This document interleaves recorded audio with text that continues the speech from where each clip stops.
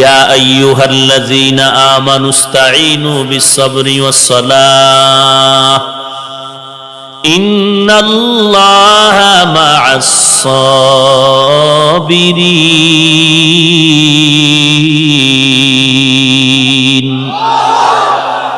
আল্লাহ বলেন আমার কাছেই চাও দুইটা জিনিসের মাধ্যমে, এক নম্বরে ধৈর্য, দুই নম্বরে নামাজ।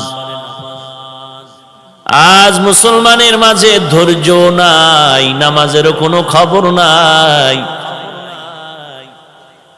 ধৈর্যের পাহাড় গড়েছেন আল্লাহর নবী, সাহাবায়ে কেরাম। ধৈর্য এমন দামি একটি সম্পদ, আল্লাহ পাক বলেন কিয়ামতের ময়দানে ধৈর্য ধারণকারীকে আমি আল্লাহ বিনা হিসাবে জান্নাত দিয়া দিব। ইন্নামা ইউওয়াফাস সাবিরুনা আজরাহুম বিগাইরি হিসাব।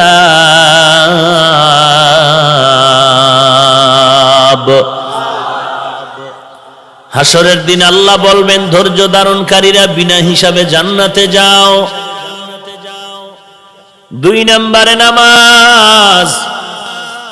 এই ময়দানে আপনারা বসে আছেন, একজনকে যদি বলি ভাই তুমি মাজারে চাও কেন, তুমি বলবা আল্লাহর কাছে চাইলাম পাইলাম না।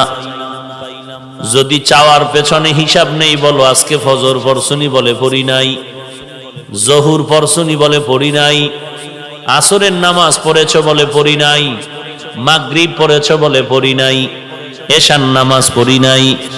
সামনে ফজর পড়ব কিনা আল্লাহ ভালো জানেন। আল্লাহ বলেন আমার কাছে চাওয়ার কিছু নিয়ম আছে, নিয়ম ছাড়া দেব না।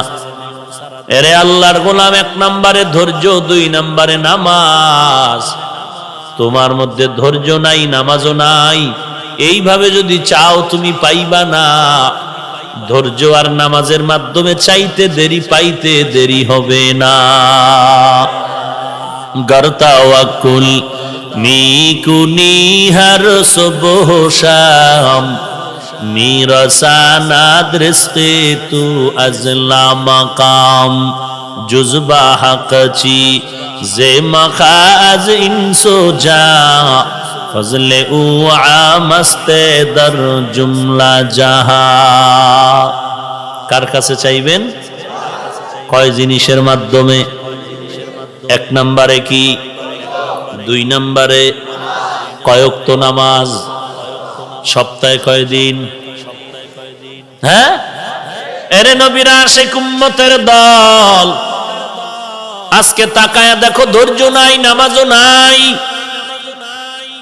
যেই লোকটা ফজর পড়ে নাই, জোহর আসর মাগরিব এশা পড়ে নাই, বয়ানের মধ্যে বসলো, আগামীকালকের ফজর পড়বে কিনা তাও সন্দেহ। এই লোকটাকে আল্লাহ কি দিবেন? আল্লাহ বলেন হ্যাঁ, তোর যা প্রয়োজন আমি যতটুকু পারি দিয়ে দিব, কিন্তু হাসরে কিছুই পাবি না।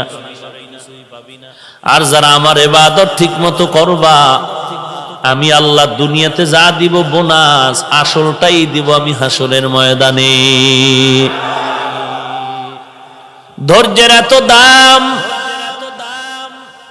ইয়া আইয়ুহাল্লাযীনা আমানুসবিরু ওয়া সাবিরু ওয়া রাবিতু ওয়াত্তাকুল্লাহ।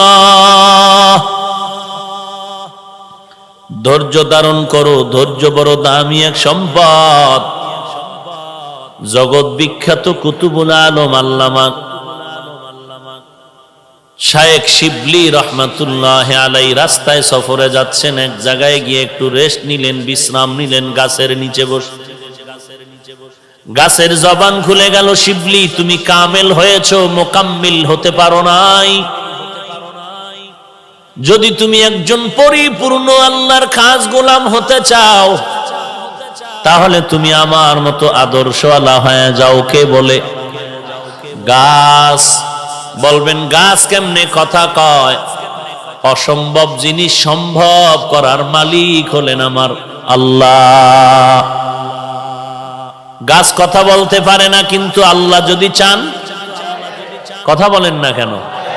শিশু বাচ্চা কথা বলতে পারে না, তবে আল্লাহ চাইলে পারে, বান্দা চাইলে পারে না। আল্লাহ পাক গাছের জবান খুলে দিল। শিবলি ডেকে বলে, গাছ তোর মধ্যে এমন কি আদর্শ আছে যেটা আমি গ্রহণ করলে মোকাম্মিল হয়ে যাব?